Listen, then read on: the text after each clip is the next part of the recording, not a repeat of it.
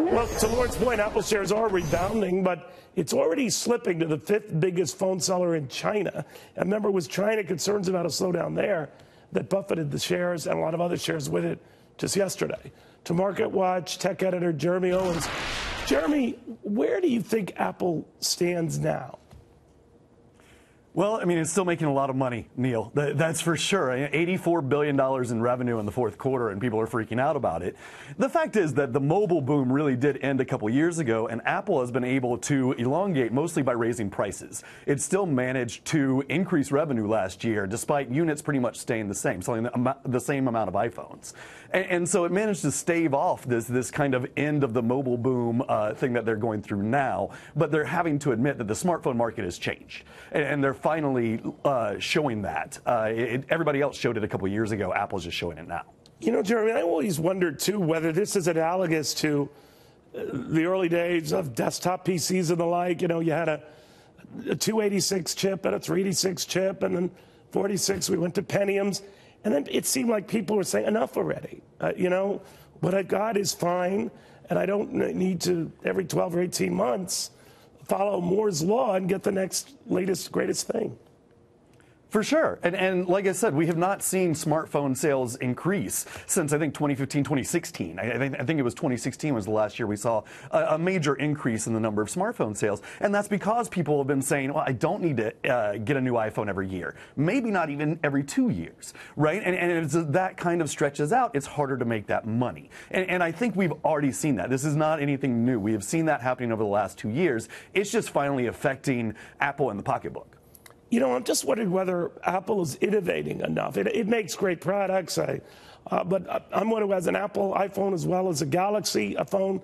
I find the Galaxy phone has more bells and whistles. I think, just subjective here, the camera's better, innovated more than Apple has.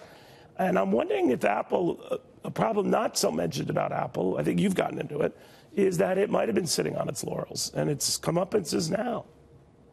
Well, it's just really hard to iterate a smartphone at this point to something brand new that's going to make people excited, right? It's about the next device. And Apple has put a lot of money into automotive technology, into augmented reality especially. We just haven't seen the fruits of that yet. So, you know, don't expect that they will never come out with anything. You know, you just hope that they, if you're an Apple investor, you hope that they get there before anybody else and are able to put out that magical augmented reality product or the next device that connects to a smartphone and makes a big difference.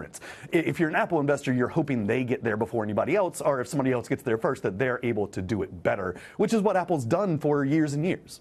Now, it could always do something boring and just buy content, right? It expand what it's doing online by buying a movie studio, by buying a network. That's a little outside the traditional box there, but what do you make of that?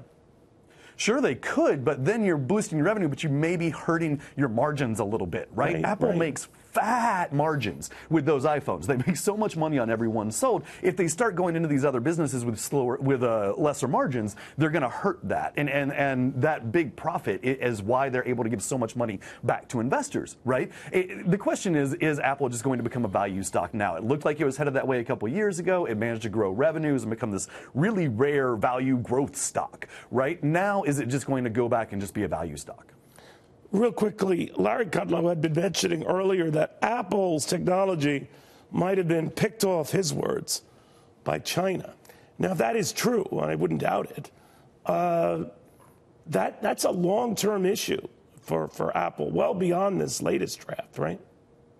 Sure. I mean, the thing is, in China, you can get cheaper phones that do the same thing. I mean, in the U.S., you can as well, right? It's just Apple is a status symbol. To have that phone with the Apple on the back is the status symbol. And China has shown itself willing to buy those status symbols, to pay the extra amount. Now, is it, though? You know, if you can have these Chinese phones that do everything that an Apple does and is homegrown, you could find the nationalistic sense of, well, it's a Chinese phone, so I feel better about it. And that's where you're going to run into issues.